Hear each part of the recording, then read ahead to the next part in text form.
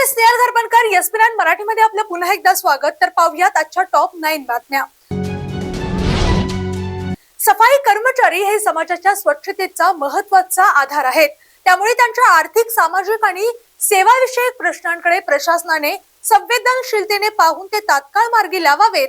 तसेच सफाई कर्मचाऱ्यांच्या सुरक्षिततेला सर्वोच्च प्राधान्य द्यावे असे निर्देश महाराष्ट्र राज्य सफाई कर्मचारी आयोगाचे अध्यक्ष शेरसिंग डागोर यांनी दिले. तर पाहूयात आजची सविस्तर बातमी. कोल्हापूर दौऱ्यावर आलेल्या डांगोर यांनी जिल्हाधिकारी कार्यालयात सफाई कामगारांच्या विविध प्रश्नांबाबत आढावा बैठक घेतली. यावेळी जिल्हाधिकारी डॉक्टर विजय राठोड, जिल्हा परिषद मुख्य कार्यकारी अधिकारी डॉक्टर जस्मीन, समाज कल्याण सहाय्यक आयुक्त सचिन साळे यांच्यासह विविध विभागांचे अधिकारी उपस्थित होते. बैठकीत सफाई कर्मचाऱ्यांसाठी राबवण्यात येणाऱ्या योजना, प्रलंबित प्रकरणे आणि वारसा हक्काने नियुक्तीच्या प्रश्नांचा आढावा घेण्यात आला. कुरुंदवाड नगरपालिकेने सफाई कामगारांना येत्या 8 दिवसात त्यांच्या मालकी हक्काची घरे द्यावीत. तसेच जिल्ह्यातील सर्व नगरपालिका व नगरपंचायतीतील 2008च्या शासन निर्णयाची प्रभावी अंमलबजावणी करावी असे निर्देश डांगोर यांनी दिले. जिल्हाधिकारी डॉक्टर विजय राठोड यांनी 25 वर्षावरील सर्व सफाई कामगारांची यादी 15 ऑगस्ट पूर्वी प्रशासनाकडे सादर करण्याचे निर्देश दिले. तसेच सीपीआर मध्ये सफाई कामगारांच्या प्रश्नांसाठी विशेष शिबिर घेऊन प्रलंबित प्रश्न सोडवण्याच्या सूचनाही देण्यात आल्या. समाज कल्याण विभागाकडून 1 महिन्याच्या आत जिल्ह्यातील सर्व नागरिकांमध्ये विशेष शिबिरे घेऊन सफाई कामगारांच्या प्रश्नांचे निराकरण करण्यात येणार असल्याची माहिती सचिन साळे यांनी दिली. यावेळी सफाई कामगार संघटनांच्या प्रतिनिधींशी संवाद साधून त्यांच्या अडचणी व मागण्या जाणून घेण्यात आल्या. जागतिक आदिवासी दिनाचे औचित्य साधून 8 ऑगस्ट 2026 रोजी कोल्हापुरातील हॉटेल मराठा रेजन्सी येथे race relation board, AC Bharat सरकार आणि बिग मॅडी वेलफेअर फाउंडेशन यांच्या संयुक्त विद्यमाने जागतिक आदिवासी दिन व विशेष पुरस्कार सोहळा 2026 उत्साहात संपन्न झाला. तर पाहूयात आजची सविस्तर बातमी. आदिवासी समाजाच्या सामाजिक, शैक्षणिक, सांस्कृतिक, कला, क्रीडा आणि विविध क्षेत्रांमध्ये उल्लेखनीय योगदान देणाऱ्या व्यक्तींचा गौरव करून नव्या पिढीला प्रेरणा मिळावी या उद्देशाने या कार्यक्रमाचे आयोजन करण्यात आले होते. मान्यवरांच्या हस्ते दीप प्रज्वलन करून कार्यक्रमाची सुरुवात झाली. यावेळी आदिवासी समाजाची समृद्ध संस्कृती, परंपरा, कला आणि सामाजिक योगदान याबाबत मार्गदर्शन करण्यात आले. सार्वजनिक कार्य, शिक्षण, साहित्य, कला, क्रीडा आणि समाजसेवा क्षेत्रात उल्लेखनीय कार्य करणाऱ्या मान्यवरांना विशेष पुरस्कार देऊन सन्मानित करण्यात आले. आदिवासी समाजातील प्रतिभावंतांना योग्य व्यासपीठ मिळावे, त्यांच्या कला कौशल्याला प्रोत्साहन मिळावे आणि शिक्षण, रोजगार व युवकांच्या विकासासाठी सामूहिक प्रयत्न व्हावेत असे आवाहन यावेळी करण्यात आले. या सोहळ्याला अभिनेत्री अर्चना तेंडुलकर, शैलजा दुनुग, एसी भारत सरकारचे डेप्युटी डायरेक्टर डॉक्टर विजय सादळेकर, एक्झिक्युटिव्ह ऑफिसर निलेश जाधव यांच्यासह विविध क्षेत्रातील मान्यवर, सामाजिक कार्यकर्ते, पुरस्कार्थी आणि नागरिक मोठ्या संख्येने उपस्थित होते.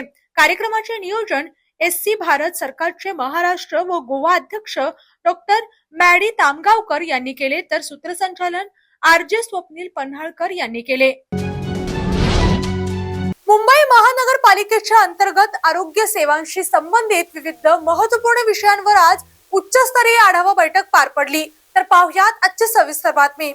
केंद्रीय आरोग्य व कुटुंब कल्याण राज्यमंत्री प्रतापराव जाधव यांच्या प्रमुख उपस्थितीत झालेल्या या बैठकीत मुंबईतील आरोग्य व्यवस्थेशी निगडीत विविध योजनांवर सविस्तर चर्चा करण्यात आली.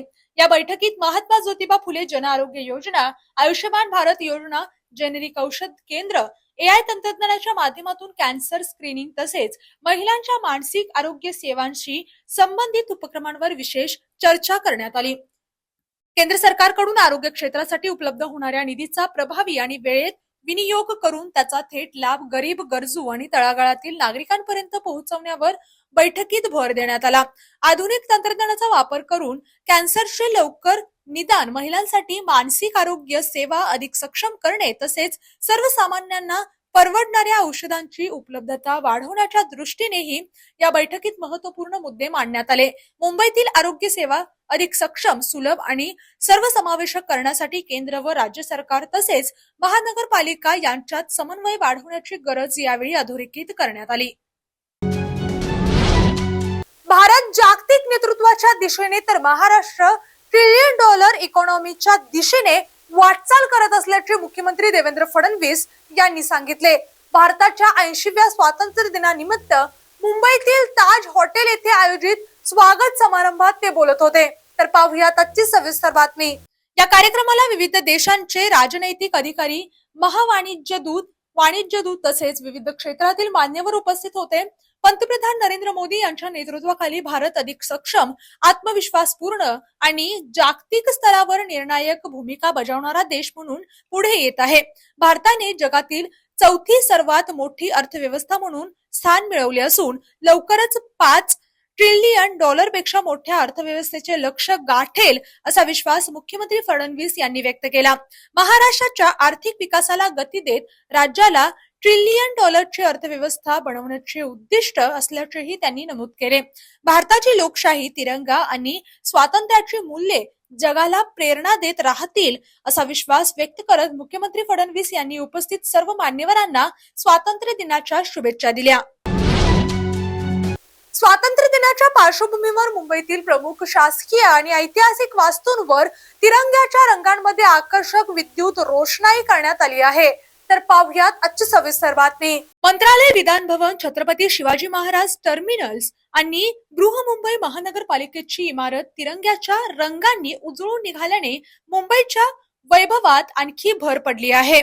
स्वातंत्र्य दिनाच्या उत्साहाला साजेसा या विद्युत रोषणाईमुळे मुंबईकरांमध्ये देशभक्तीची भावना जागृत झाली असून शहराचा परिसर तिरंग्याच्या रंगांनी न्हाऊन निघाला आहे. महाराष्ट्र जलसंपत्ती नियमन प्राधिकरणासाठी महत्त्वपूर्ण योगदान देणाऱ्या माजी अध्यक्ष आणि माजी सदस्यांचा मुख्यमंत्री देवेंद्र फडणवीस यांच्या हस्ते आज वरळी, मुंबई येथे सत्कार करण्यात आला. तर पाहूयात आजची सविस्तर बातमी. यावेळी महाराष्ट्र जलसंपत्ती नियम प्राधिकरणाचे माजी अध्यक्ष डॉक्टर संजय चहांदे तसेच माजी सदस्य वेवी गायकवाड, सुवी सोडळ, विमा कुलकर्णी यांचा जलसंपदा अभियांत्रिकी क्षेत्रातील योगदानाबद्दल गौरव करण्यात आला. तसेच विधी क्षेत्रातील माजी सदस्य बॅरिस्टर विनोद तिवारी आणि ऍडव्होकेट साधना महाशब्दे तर अर्थ क्षेत्रातील माजी सदस्य डॉक्टर शिवाजी सांगळे यांचाही सत्कार करण्यात आला. जलसंपत्तीचे नियमन, पाणी वाटप, व्यवस्थापन आणि संबंधित प्रशासकीय व तांत्रिक क्षेत्रात या मान्यवरांनी दिलेल्या योगदानाची दखल घेत मुख्यमंत्री फडणवीस यांनी त्यांच्या कार्याचा गौरव केला. या प्रसंगी राधाकृष्ण विखे पाटील आणि गिरीश महाजन यांच्यासह संबंधित मान्यवर उपस्थित होते. महाराष्ट्रातील जनसंपत्तीचे शाश्वत आणि प्रभावी व्यवस्थापन करण्यासाठी अनुभवी व्यक्तींचे योगदान महत्त्वाचे असल्याचे यावेळी अधोरेखित करण्यात आले. ऑगस्ट क्रांती दिनाचे औचित्य साधून शिवसेनेच्या वतीने नवी दिल्ली येथे सिंदूर महारक्तदान यात्रा आणि महारक्तदान शिबिराचे आयोजन करण्यात आले. देशाच्या सीमेचे रक्षण करणाऱ्या जवानांप्रती कृतज्ञता व्यक्त करत या उपक्रमातून त्यांच्या शौर्याला सलाम करण्यात आला. तर पाहूयात आजची सविस्तर बातमी. या महारक्तदान शिबिराला केंद्रीय संरक्षण मंत्री राजनाथ सिंह यांनी उपस्थित राहून उपक्रमाला पाठिंबा दिला. सिंदूर महारक्तदान हा उपक्रम केवळ रक्त संकलनापुरता मर्यादित नसून देशातील बलिदान देणाऱ्या सैनिकांच्या त्यागाची समाजाला जाणीव करून देणे हा त्यामागील मुख्य उद्देश असल्याचे यावेळी नमूद करण्यात आले. महाराष्ट्रातील विविध भागातून आलेल्या शिवसैनिक, पैलवान आणि रक्तदाते मोठ्या संख्येने या उपक्रमात सहभागी झाले होते. शिवसेना संसदीय पक्षाचे नेते तथा खासदार डॉक्टर श्रीकांत शिंदे यांनी स्वतः रक्तदान करून या सामाजिक उपक्रमातून नागरिकांना प्रेरणा दिली. यावेळी महाराष्ट्राचे उपमुख्यमंत्री एकनाथ शिंदे, केंद्रीय मंत्री प्रतापराव जाधव, उद्योग मंत्री Uday Samant, vice admiral Aarti Sarin, lieutenant general Ranjit Singh, lieutenant general Neeraj Sethi, lieutenant general Avinash Das, Maharashtra double Maharashtra Kesari Chandrahar Patil यांच्यासह लष्करी अधिकारी, शिवसेना पदाधिकारी, पैलवान आणि शिवसैनिक उपस्थित होते. देशाच्या जवानांप्रती कृतज्ञता व्यक्त करत सामाजिक बांधिलकी जपणाऱ्या या महारक्तदान उपक्रमाला दिल्लीमध्ये उत्स्फूर्त प्रतिसाद मिळाला. महाराष्ट्राच्या शासकीय खरेदी व्यवस्थेतील उल्लेखनीय कामगिरीची राष्ट्रीय पातळीवर दखल घेण्यात आली.